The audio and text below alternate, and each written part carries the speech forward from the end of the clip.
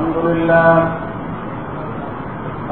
لله نحمده ونستعينه ونستغفره ونؤمن به ونتوكل عليه ونعوذ بالله من شرور أنفسنا ومن سيئات أعمالنا من يهده الله فلا مضل له ومن يضلل فلا هادي له ونشهد أن لا إله إلا الله وحده لا شريك له ونشهد أن سيدنا ومولانا محمدا عبده ورسوله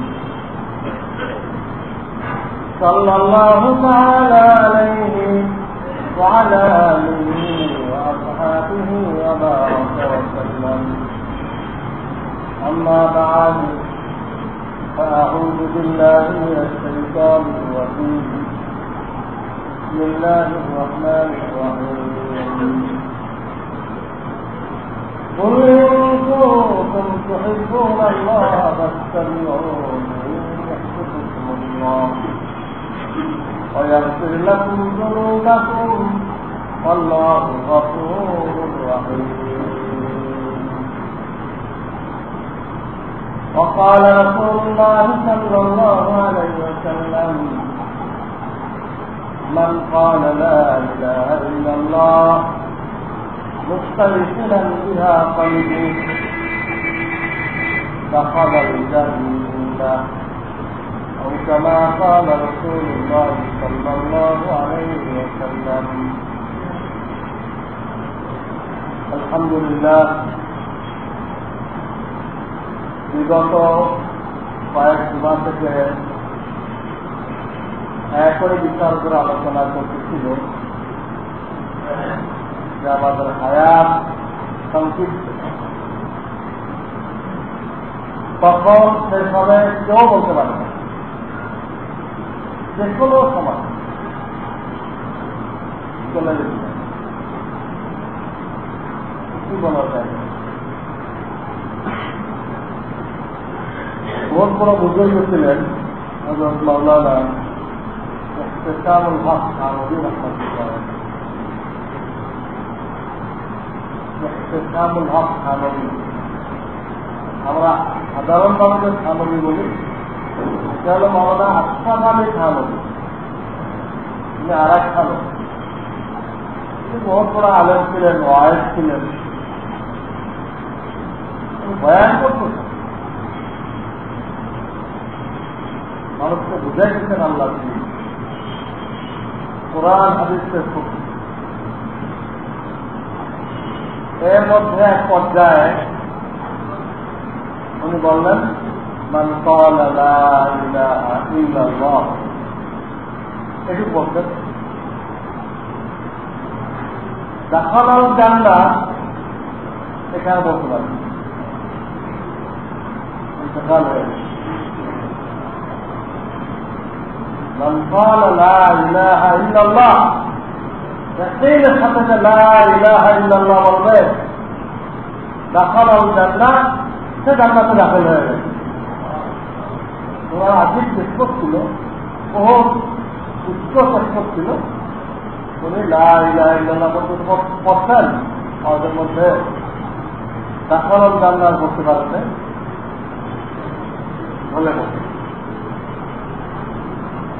অন্যান্য বুজুর্গরা বললেন হায়াত তো হায়াত, একই টাইমে চলে যাবে, তাই আমরা সে সময় যে কোনো কাজে থাকি। অন্যান্য বুজুর্গরা যিনি বললেন যে একটা মুখে বলছেন একটা কাজে প্রমাণ যে লা ইলাহা ইল্লাল্লাহ বলবে, আমি যেভাবে বলে চুপটিতে রয়ে গেলাম, পড়ে গেলাম, এইভাবে আসানির সাথে জান্নাতে দাখিল হয়ে গেছে। লা ইলাহা ইল্লাল্লাহ মুখে বলছেন, দাখালাল জান্নাহ ওটা কাজে দেখাই দিত, এইভাবে কার মতো করে জানে। মুমিনের মৃত্যু তো ফেরেশতা বলে না, এবং তারা বলে তাতানাজ্জালু আলাইহিমুল মালায়েকা তাখাফু ওয়া লা তাহজানু, ভয় পেও না, চিন্তিত হয় না। ওয়াবশিরু বিল জান্নাতি আল্লাতী কুনতুম তুআদুন, ওই জান্নাতের সুসংবাদ দিয়ে নাও যে জান্নাত সম্পর্কে কোরআনে তোমার সাথে ওয়াদা করা হয়েছে। বলতে থাকবে তুমি লা ইলাহা ইল্লাল্লাহ বললেন মুখে, দেখালো জান্নাত, সে জান্নাতে প্রবেশ করবে, কাজে দেখাই দেবে যে আমার মতো এইভাবে আসার সাথে সে আল্লাহর কাছে চলে যাবে জান্নাতে। মানুষকে দিন বুঝাইতেছেন, চলে যাবে। আমার সাহেব হযরত মাওলানা শাহ আবরারুল হক সাহেব রাহমাতুল্লাহ আলাইহি সারা দিন থাকতেন মানুষের সুন্দর শিখেছেন। মেহমান আসতে থাকে বলে দেশ বিদেশের লোকজন বঙ্গপালের মতো আসতে থাকে, আর আমি তাদেরকে কাজে লাগাইতে সুন্দর সারা দিন থাকতেন। সন্ধ্যার সময় একটু বমি হয়েছে, রক্ত আসছে, হাসপাতালে দিচ্ছে, কন্ট্রোলে চলে গেছে। এক সেকেন্ড খালি যায় নেই, যেটা অনেক কাজ করেন কাজ করতে কাজের মধ্যে বমি হয়েছে, তার কাছে নেওয়া হয়েছে, তারা কন্ট্রোলে কিছু চলে গেছে। কাজের মধ্যে দিয়ে কিভাবে চলে গেছে, ওটাই থেকে কারোর জন্য বুঝা হবে ছিল। আল্লাহ রসুলের কথা বলতে রয়েছেন চলে হায়াত এমন একটা জিনিস সহজে চলে যাবে। এই জন্য নিজেকে তৈরি রাখতে, তৈরি রাখার পদ্ধতি আমি বলছি যে আমরা দৈনন্দিন যে কাজগুলো করি এইগুলো নবী করিম সাল্লাল্লাহু আলাইহি ওয়াসাল্লামের তরিকা মোতাবেক করতে হবে, তাহলে আপনি প্রস্তুত অবস্থায় চলে গেলেন। প্রত্যেকটা কাজ যে নবী করিম সাল্লাল্লাহু আলাইহি ওয়াসাল্লামের তরিকা মতো করতে থাকে, সে চলে গেল। সুন্নতের উপরে আমল করা অবস্থায় চলে গেল, দাখালাম জান্নাত, প্রস্তুতি দিয়ে চলে গেল, জান্নাতে দাখিল হয়ে গেল। নতুন করে কলেজা পড়তে পারলো বা না পারলো তাতে কিছু আসে যায় না। মৃত্যুর সময় কালেমা পড়তে পারা এটা একটা মুস্তাহাব আমল। যদি এই সময় কেউ পড়তে পারে নাই, সুতরাং একথা বলা হবে না যে অমুকে ইমান নিয়ে বলতে পারে নাই, কেমনি বুঝলেন? ওই তো বলা কালেমা পড়েন নাই, এইটা গলত কথা, গুমরাহি কথা। মুস্তাহাব সারা জীবন যে আল্লাহর পথে ছিল, নামাজ পড়ছে, রোজা রাখছে, তেলাওয়াত করছে, সুন্নতের উপরে আমল করছে। এই সুন্নতের উপরে আমল করতে ঢাকা মানে হচ্ছে লা ইলাহা ইল্লাল্লাহর উপরে কায়েম আছে। কায়েম থাকার পরে মুখে পড়তে পারলে ভালো, না পড়তে পারলে কোনো ক্ষতি নেই, কোনো ক্ষতি নেই। হ্যাঁ, পড়তে পারা ভালো, মৃত্যুর আগ পর্যন্ত লা ইলাহা পড়তে পারা ভালো, খরচ আসবে না।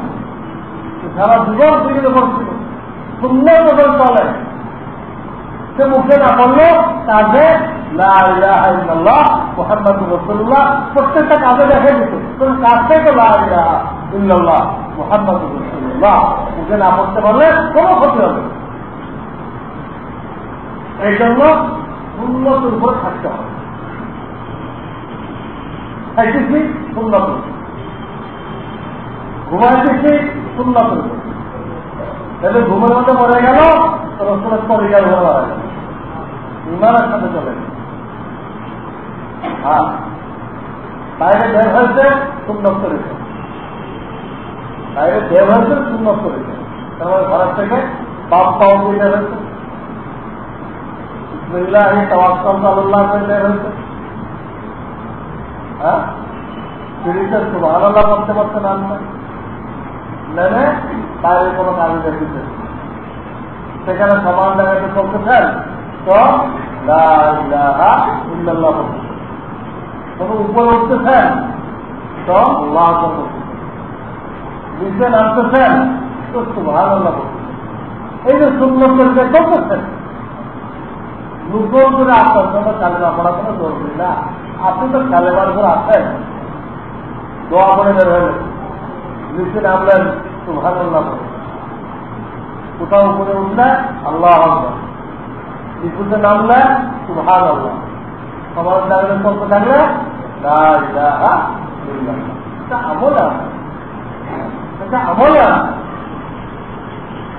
তাহলে সে যদি ইন্তেকাল করে তো প্রস্তুতি নিয়ে ইন্তেকাল করলো এবং সে ইমানের উপর ইন্তেকাল করলো, তাই উপযুক্ত কালেমা বলতে পারো বা নাই পারো।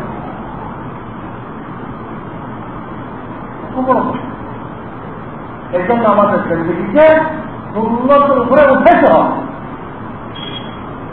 আর সুন্নতের উপরে উঠাইতে গেলে উন্নতি জিন্দেগির ফাউন্ডেশন বোঝা যাবে। প্রত্যেকটা জিনিসের একটা ফাউন্ডেশন লাগে। আমি কোরআন শিখতে চান, ফাউন্ডেশন লাগে। আগে আপনাকে কায়দা করতে হবে। তাই নুরানি কায়দা পড়েন, তাই কায়দায় বাগদাদি পড়েন, পড়তে হবে। ডাইরেক্ট আপনি কোরআন শিখতে পারবেন। তাই জেলার পরে আমাদের এই অঞ্চল শিখায় ওইভাবে শেখেন। একটা কিছু করতে হবে, ওটা ফাউন্ডেশন। এরপরে আপনি কোরআন করতে পারবেন, এছাড়া কোরআন করতে পারবেন। তাই বিল্ডিং দিবেন, ফাউন্ডেশন দিতে হবে। বহু ইটকে শহীদ করতে হবে। ইট শহীদ করা যাবে, এদের অস্তিত্ব বিলীন করতে হবে, টুকরা টুকরা করা হবে। এই ইটগুলো নিজের অস্তিত্ব বিলীন করতে বিল্ডিং খেলা হয়েছে। সব কিছু ট্রাই করতো না, আমরা এরকম বিলীন হইতে পারবো না, আমাদের আস্থা রাখতে হবে। তাহলে দুনিয়াতে কোনো বিল্ডিং খারাপ করা যাবে, বিল্ডিং খারাপ করা যেত না। হ্যাঁ, ওরা অস্তিত্ব বিলীন করে দিচ্ছে, নিজেকে টুকরা টুকরা করে দিচ্ছে। এমন জায়গায় যে বসে ওখান দুপুরও দেখা যাবে, উপরে এগুলো দেখা যাবে, ওইগুলো দেখা হচ্ছে। কিন্তু তারা ফাউন্ডেশন, এই ফাউন্ডেশন করে বিরাট বিল্ডিং, সব জায়গায় ফাউন্ডেশন লাগে। যেমন ইতিপূর্বে আমি আপনাদেরকে দিনের ফাউন্ডেশন বাইরে দিচ্ছি, দিনের ফাউন্ডেশন। একটা লোক দিনের উপর উঠতে চায়, ফাউন্ডেশন। আমি আপনাদেরকে বলেছি নবী করিম সাল্লাল্লাহু আলাইহি ওয়াসাল্লাম যখন মেরাজে গেছিলেন, মেরাজ মক্কা এখান থেকে গেলেন, মক্কা শরীফ থেকে বাইতুল মাকদিস, মুকাদ্দাস বলে, মাকদিস বলে, এখানে গেলেন। হ্যাঁ, সেখান থেকে পূর্বী চললেন, বিভিন্ন আসমানে নবীদের সাথে জিয়ারত হল, আল্লাহর দিদার হল, আল্লাহকে সালাম পেশ করলেন। আত-তাহিয়াতু লিল্লাহি ওয়াস সালাওয়াতু ওয়াস তাইয়্যিবাত, এই সালাম পেশ। আল্লাহ জবাব দিলেন, আসসালামু আলাইকা আইয়ুহান নাবিয়্যু ওয়া রাহমাতুল্লাহি ওয়া বারাকাতুহু। আল্লাহর জবাব এগুলো হলো। এই যে আল্লাহ তাআলা হাবিবকে ডেকে নিলেন, সেখানে আল্লাহ তাআলা এই উম্মতের জন্য 3টা হাদিয়া পেশ করলেন। এইটা হলো দ্বীন ইসলাম, আল্লাহ রাস্তায় কেউ চলতে চায় তার ফাউন্ডেশন। এই 3টা হাদিয়া। একটা হাদিয়া এই পেশ করলেন আল্লাহ তাআলা যে আমার প্রিয় রাসূল, আপনার কোন উম্মত যদি শিরক মুক্ত ঈমান নিয়ে আসে আর তার আমল যাই থাকুক, ভালো থাকুক মন্দ থাকুক, শিরক মুক্ত ঈমানটা যদি নিয়ে আসতে পারে, আমি মাওলা দায়িত্ব নিচ্ছি তাকে আমি জান্নাত দান করব। আমল যাই থাকুক, আমল যদি না থাকে দোষে যাওয়া লাগবে সাময়িক, আর আল্লাহ যদি মাফ করে দেয় ওই আমলদের নেই, এটা এখানে আল্লাহ আল্লাহ মাফ করতে পারে। না দেওয়া খুশি দেখতে দেখে এই একটা হাতিয়ে দিল। আপনি উপরকে বলেছিলেন নির্ভেজাল ইমান যদি কেউ আনতে পারে ওই উন্মত একদিন একদিন দেশে যাবেই নিশ্চিত। 2 নম্বর হাতিয়ে দিলেন এই নামাজ। 50 শব্দ ছিল, কমাইতে কমাইতে 5 করে দিলেন। কিন্তু আল্লাহ তাআলা বলেন আমার আমি 50 শব্দের দিই, 50 শব্দ দিলেন। প্রথমে দিচ্ছিলেন, পরে আবার মুসা আলাইহিস সালামের সুপারিশে কমাই দিলেন। পয়লা আরো 5 দিতে পারতেন, কিন্তু 50 দিয়ে 5 করার যদি হেকমত দিচ্ছিল, যেটা আল্লাহ তাআলা সব বেশি চান, এই উম্মতকে বেশি সব দিতে চান। সেদিন আগে 50 শব্দ দিচ্ছে, যত কমাই দিচ্ছে, হ্যাঁ কমাই দিলাম, কিন্তু সব পায়সে থাকবে 50 শব্দ থাকবে। এবং একটা কমান ফর্মুলা দিয়ে দিলেন, তোমার উম্মত যে কোনো এক কাজ করবে, যদি রিয়া করে তাকাব্বুর করে নষ্ট না করে, আমি ওই ইবাদতের সওয়াব কমপক্ষে 10 গুণ বাড়াই দিই, কমপক্ষে। এটাও মেরাজের হাদিয়া। 3 নম্বর হাদিয়া দিলেন সূরা বাকারার শেষের রুকু, আমানা রাসূলু বিমা উনজিলা ইলাইহি মিন রাব্বিহি ওয়াল মুমিনুন। এই কারণ মেরাজ হচ্ছে মক্কার জঙ্গি, আর সূরা বাকারা নাযিল হয়েছে কোথায়? মদিনা। যত সূরা বাকারাও নাযিল হয়নি, এই আয়াতও নাযিল হয়নি, অথচ এই আয়াতগুলো দেওয়া বলে দেওয়া হয়েছে। উম্মতকে বলবেন আপনার কোন উম্মত যদি এই আয়াতগুলো দোয়ার সময় পড়ে, তাহলে থেকে পুরো রাত ইবাদতের মধ্যে ছিল, এই সব দেখে দিল। দোয়ার সময় সূরা বাকারার শেষে রুকু রুকু পড়ে ঘর, আমি দেখিয়ে দিব যে এই লোকটা সারা রাত ইবাদতে ছিল। এই 3টা জিনিস মেরাজের হাদিয়া আপনার আমার জন্য। এখান থেকে ওলামা একরাম দিচ্ছে, যদি কেউ দিনের রাস্তায় উঠতে চায় তো তাকে বুনিয়াদী ভাবে এই 3টা জিনিস হাসিল করতে হবে। যত দিনের কাজ আমি বারবার বলছি, কয়টা? 5টা। ইমান আকীদা ঠিক করা, বারবার বন্দেগী সুন্নত তরিকায় করা, রিজিক হালাল রাখা, বান্দার হক আদায় করা, আত্মশুদ্ধি করা, আর আখেরি উম্মত হিসেবে এই 5টার দাওয়াত দেওয়া। আখেরি উম্মত ভাষা তার হল মৌলিক কাজ তো এই 5টা।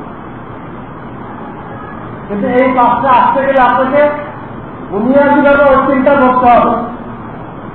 ইমান কি জিনিস জানতে হবে, ইমান কি জিনিস জানতে হবে, নামাজ ঠিক করতে হবে, কোরআন ঠিক করতে হবে। তাহলে 5টা হাসিল করা আপনার আমার জন্য সহজ হয়ে যাবে। ও 3টা হল সামগ্রিক দ্বীনের ফাউন্ডেশন।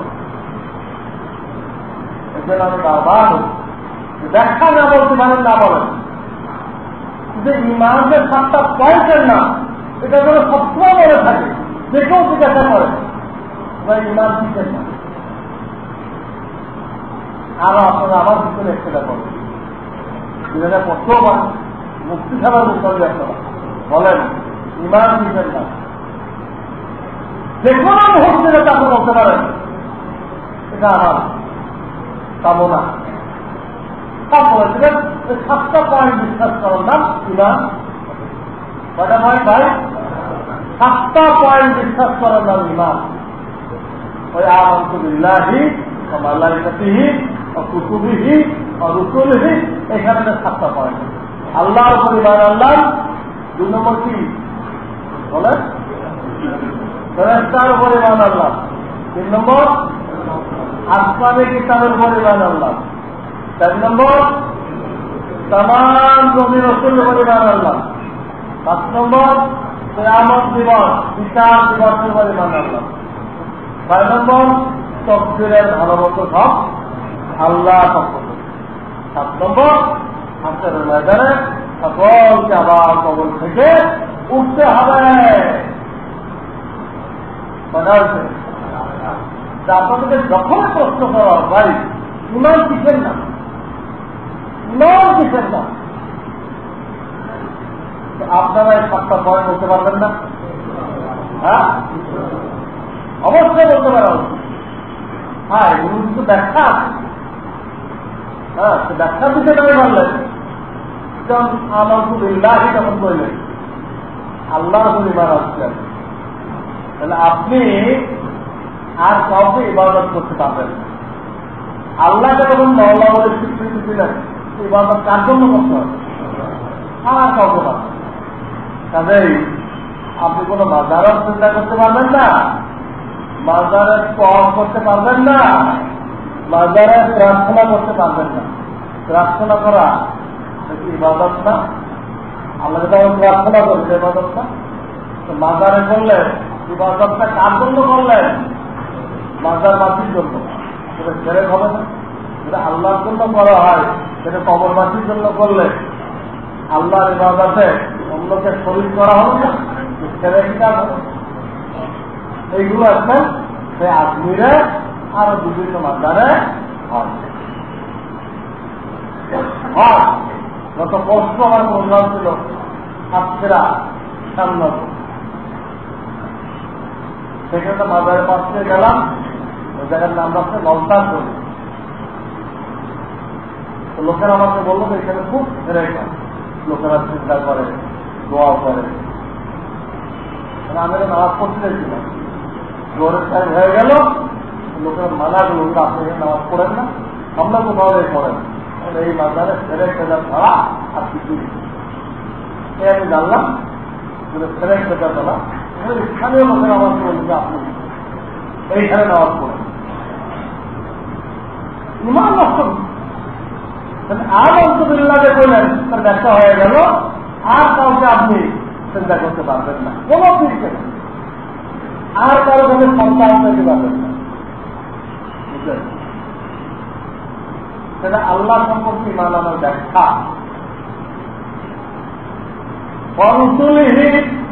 কোন নবী রসুল সম্পর্কে বলতে পারবেন না তুমি গুনাহ করে রাখো। রসুলের ব্যাখ্যায় কোন নবী রসুলকে বলতে পারবেন না তুমি একটা গুনাহ করে রাখছিলেন। আপনার ইমান বাকি। আপনাকে একই করতে হবে নবী রসুলের সিলসিলা আমাদের নবীর উপরে শেষ হয়ে গেছে। নবীকেও মনে করেন না, পাকিস্তানে আরেকজন আছে গোলাম আহমদ কাদিয়ানি তারিখ আছে। ওয়া রসুলের নবী এটাও মানতে হবে আল্লাহ রসুল 23 বছর ধরে যাদেরকে তৈরি করলেন, কারণ আল্লাহ তাআলা কোরআনে জীবিত দেখায় তাহলে সত্যের মাত্রাটি ছিল, তার সমর দিতেন এক দুই আয়াতে না, বহু আয়াত তাদেরকে খবর দিতেন, এইগুলো সত্যের মাত্রা। আল্লাহ রসুল 23টা বছর তাদেরকে মেহনত, কারণ আল্লাহ রসুল ঘোষণা করতেন তারা সত্যের মাত্রা। কারণ একজনকে জান্নাতে যাবে, জিনিস করানো কারা আলু আমি আর আমার সাহাবায়ে কেরাম যে পরীক্ষা শুধু নিজের কথা বলবেন। কেন রসুল মানতে গেলে এটাও মানতে হবে নবী রসুল যে সাহাবায়ে কেরামকে তৈরি করে গেছে তারাও সত্যের মাত্রা। যদি তাদের 10 চর্চা করেন ওই 10টা কাজ করা হবে। হ্যাঁ, তাদেরকে বানাইছে কে? ওই বিল্ডিং বুঝতে আপনি একটা 10 ধরেন যে বিল্ডিংটা এই জায়গাটা বানানো হয়নি, এই জায়গাটা বানানো হয় নাই, দেখি কমিটির মধ্যে বললো তাদের মিস্ত্রি তার মধ্যে বললো মিস্ত্রি এবার মিস্ত্রি কেন একসাথে ফেটে গেছে, থাকলো কেন? বিল্ডিং ফাটার কথা ইচ্ছা কোনো ত্রুটি হয়েছে, হয় মালগুলো ঠিক মতো মিশায় নাই, ঠিক মতো মিশায় নাই, না তোমার পরিবার পানি দেওয়ার কথা, এই পানি দেয় নেই, পানি দেয় নেই, পানি হলো জীবনের হায়াত, এক সপ্তাহ পর্যন্ত পানি দিতে হবে। জীবনটা দান আছে গেল, এখন আমার পানির দরকার নেই, ও দেখা হয়ে গেছে, হয়তো কম দিচ্ছে। তো ভুল ধরলে তাকে ধরা হবে, স্ত্রী তার ভুল ধরা হবে। তো সাহাবা বলতে রামের থেকে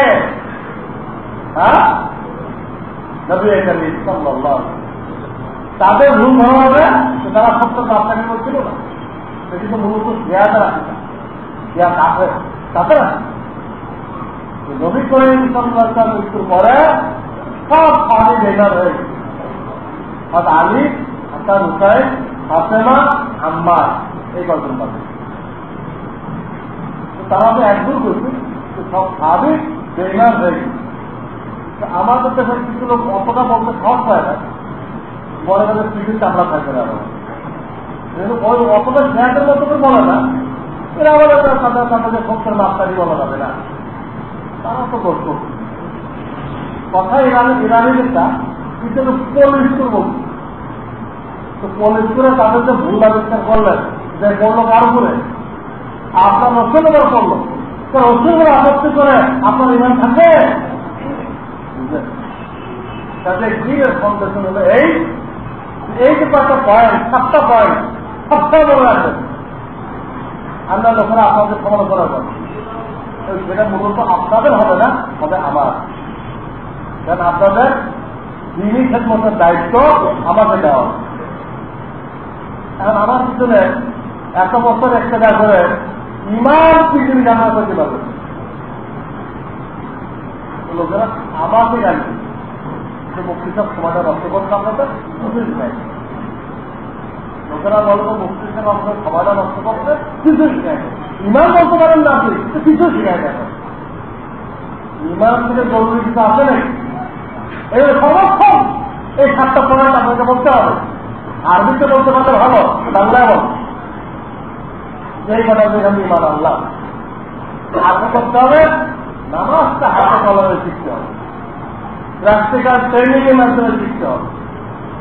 দেখা দেখে নামাজ হবে, নামাজে দাঁড়ানোর মধ্যে 11টা শূন্যতা, খরচ অনেক তো আসানো অনেকে পারে, সবার পারতে হবে।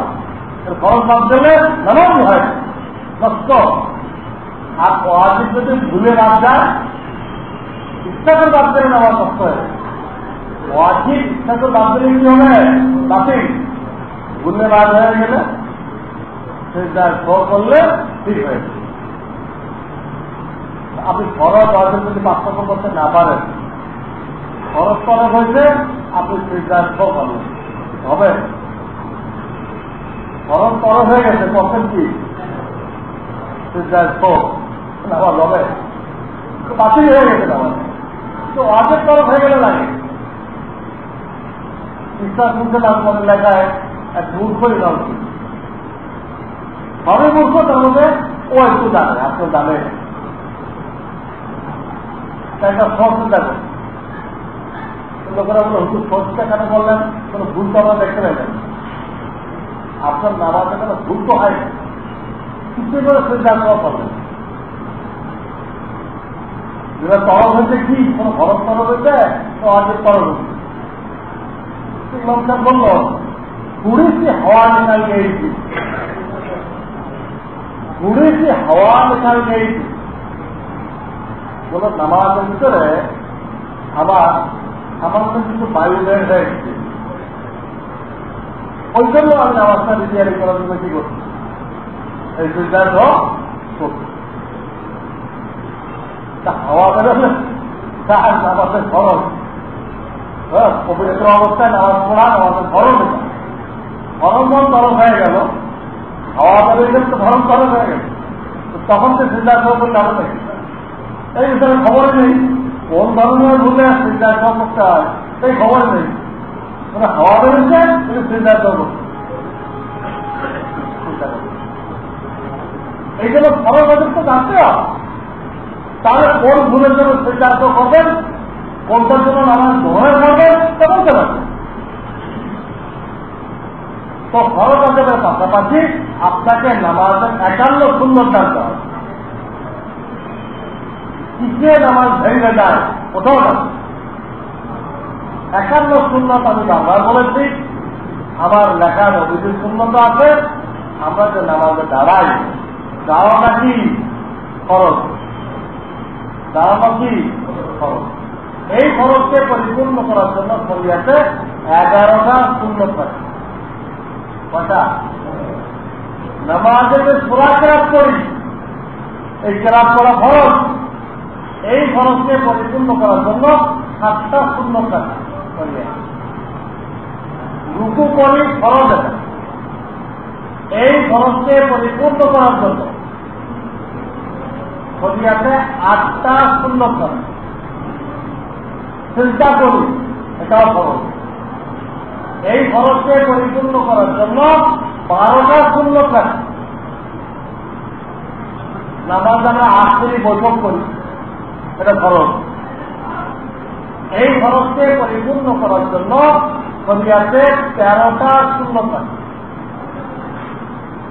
আবার লেখা নবীদের সুন্নত থেকে দেখবেন। আর এইখানে আমি অনুরোধ জানাচ্ছি রমজানের করে যে এক একটা সুন্নতকে দীর্ঘদিন আলোচনা হবে। যেমন দাওয়াত আছে 11টা সুন্নত, যতদিন মুসাল্লিদের মুখস্থ না হবে ততদিন এটাই তো 2 মাস লাগবে। 11টা মুখস্থ করতে 2 মাস।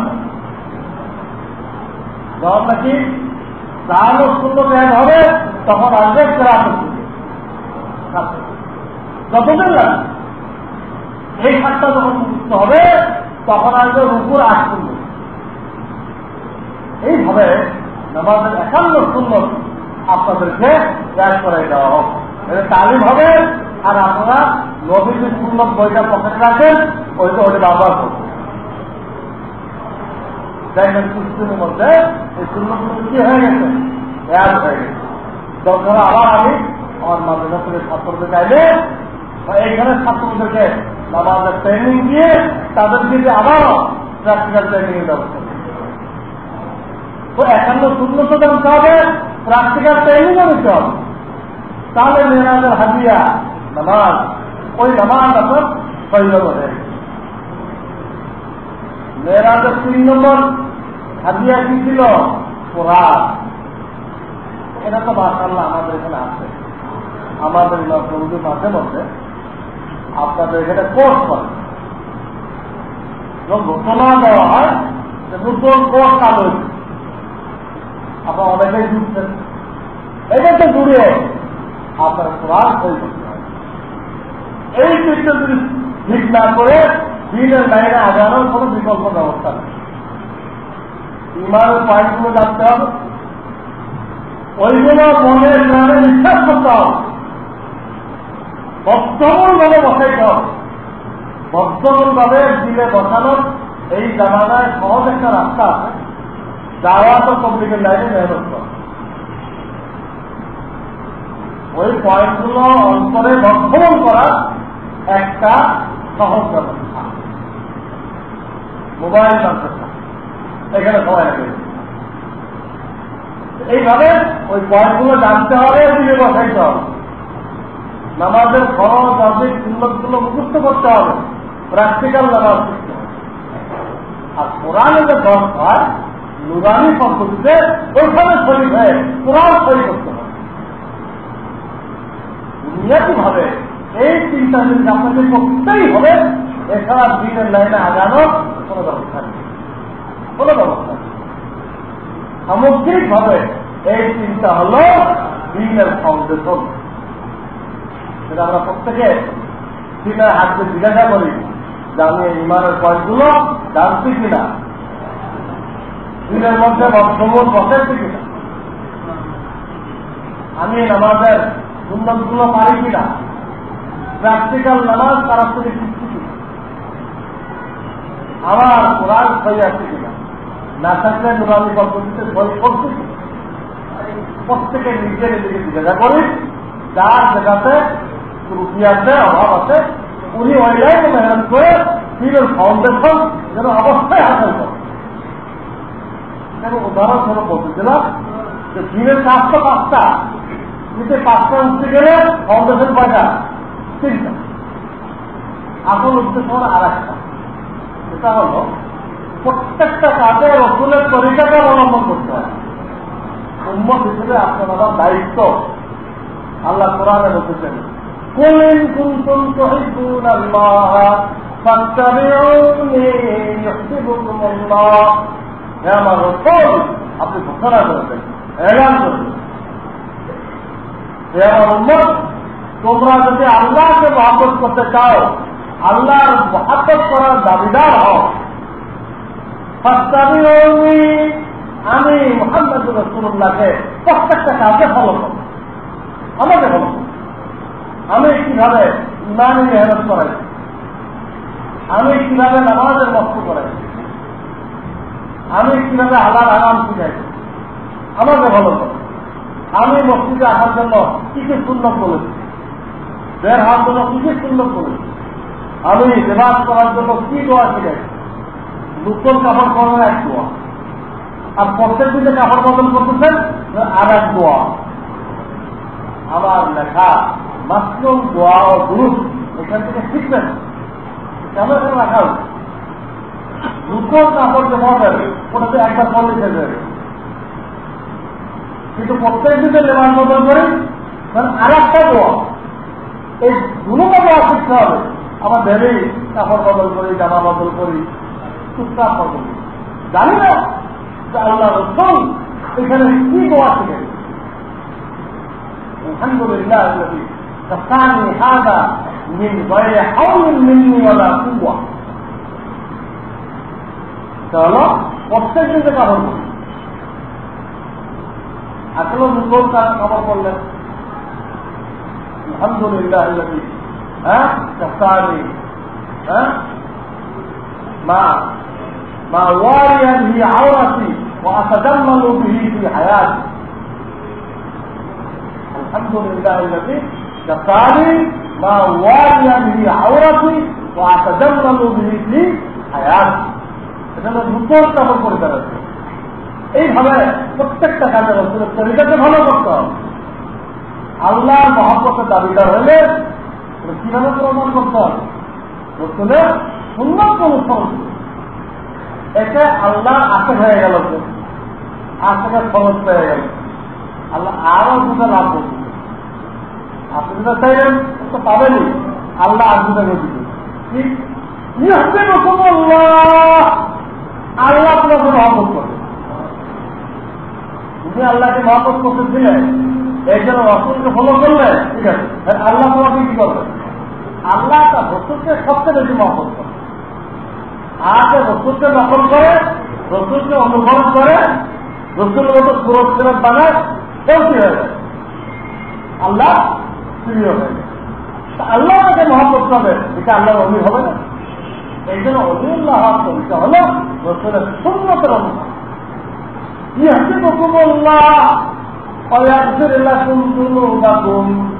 আল্লাহ আমাদের গুনাহ মাফ করবে। আশাঘাতি খেয়েছিলেন, তার পদ্ধতি বলে দেওয়া হয়েছে। আল্লাহ আশাঘাতি দাও, রসুলের সুন্নতকে ফলো করো। যে সুন্নত ফলো করবা, আশাকে হয়ে যাবা। আরো দুটো মাইনে কি, আল্লাহ তোমাকে মহব্বত করবেন, তুমি আল্লাহ নবী হয়ে যাবে, আল্লাহ তোমাকে মাফ করে দিবে। কত খবর, কত বড় খবর। এই জন্য প্রত্যেকটা কাজে খুঁজতে হবে সুন্নত। আজকে আমি যারা বলতে চাইছিলাম, সময় হলো না, ইনশাআল্লাহ বলবো যে প্রত্যেকটা কাজে নবী কারীম সাল্লাল্লাহু আলাইহি ওয়াসাল্লামের সুন্নত অনুসরণ করতে হবে। আমি বলেছিলাম আমরা বাচ্চাদেরকে ছোটবেলায় সুন্নত শিখিয়ে দেন, সবাই এনে থাকতে হবে। কাপড় করার সময় ডাইন পাওয়া ঢুকাইতে, বলার সময় বাম হাত বা বাম পা বের করতে হবে, ছোটবেলাকে শিখাইতে। তাহলে আপনারা এই আমাদের বাচ্চা নাসুর থাকা অবস্থা আল্লাহ অলি হয়ে গেছে, তো ভালো হয়ে অলি হয়। আপনার ছেলে ছোটবেলাতে কি হয়ে গেল? এই জন্য একটা মা একটা আদর্শ মাথা, তাকে নিয়ে আপনি রাস্তা বানানোর জন্য আর বিল্ডিং বানানোর জন্য লেবার বানাইতে পারেন না। তাহলে আদর্শ মায়ের দায়িত্ব কে পালন করবে?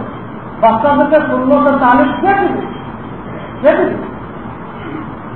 তখন সব ছেলে মিলে মায়ের যদি সুন্নতের তালিম না দেয়, বাপের তো সবাই নেই, সব তো হালাল নেজেকের জন্য বাইরে বেড়েছে। মা শিখায় না, মাও চলে গেল লেবারগিরি করছে, হ্যাঁ, চাকরি করছে, তাকে অফিসে চাকর হয়ে গেছে না। এই ছেলেগুলো কে শিখাবে? তখন সমাজের ছেলে পেলে সব বখাটে হয়ে যাবে, মাস্টার হয়ে যাবে, হাইজাকার হয়ে যাবে, যা এখন হচ্ছে একটা হাইজাকার করতে যাচ্ছে। ওরা কোথায়? ওরা মায়েরা সন্তানদেরকে সুন্দর শিখায়। ময়দান খালি রাখলে, ভালো গাছ না লাগাইলে, মাঠে ঘাটের মধ্যে ভালো গাছ না লাগাইলে ময়দান পড়ে থাকে। ভালো গাছ লাগাননি বলে আপনার ফ্যাট পড়ে থাকবে না, কি হবে? আঘাত।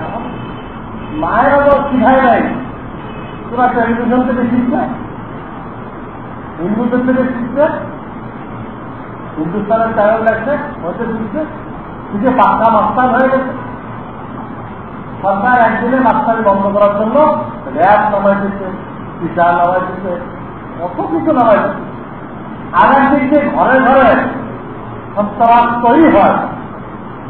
হ্যাঁ, এর জন্য আরো কিছু চ্যানেল বাড়ানো যায়, পানির নিচ দিয়ে কিভাবে লাইন আনা যায়, হ্যাঁ, এগুলো ব্যবস্থা করে। দেখেন, মানুষের কাছে দিনের বুঝ না থাকলে সে কিভাবে সবরিতে কাজ করে। একদিকে তারা বলতেছে সন্ত্রাস করতে বাংলাদেশ গর্ব করে, আর একদিকে ঘরে ঘরে সন্ত্রাস তৈরি হয়, তার কোনো ব্যবস্থা নেই। কিভাবে করবে? কিভাবে করবে? কোনদিনও করতে হবে। মায়েদের ভূমিকা হবে। তো বলতেছিলাম বাচ্চাদেরকে ছোটবেলায় সুন্নত শিখাইছে, আল্লাহ বলে হয়ে গেছে।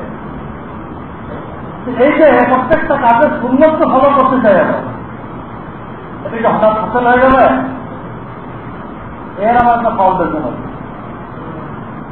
সব কাজে আপনি আমি সুন্নতকে ফলো করবো, এর আমার একটা কি আছে? ফাউন্ডেশন।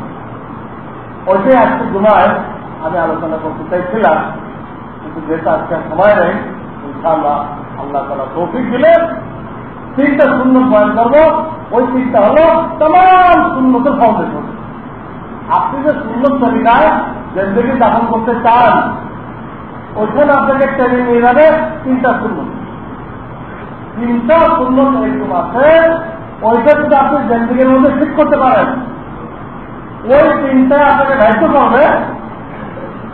করবে বাকি সুন্নত গুলো করে আমল করার জন্য। ওই তিনটা হলো কি? পুরা সুন্নত জিন্দেগি ফাউন্ডেশন। ওই তিনটা কি এটা একটা ব্যাখ্যা দেওয়া গেল না, ইনশাআল্লাহ আল্লাহ তৌফিক দিলে আমরা তোমার तमाम সুন্নতের ফাউন্ডেশন যে তিনটা সুন্নত এরপরে বয়ান আমার লেখা নবীর সুন্নতের মধ্যে আছে। যখন এরপর ব্যাখ্যা না দেওয়া হবে, শুধু বই পড়ে আমলে আসবে। লেখা শুধু লেখা থাকলে আমলে আসবে।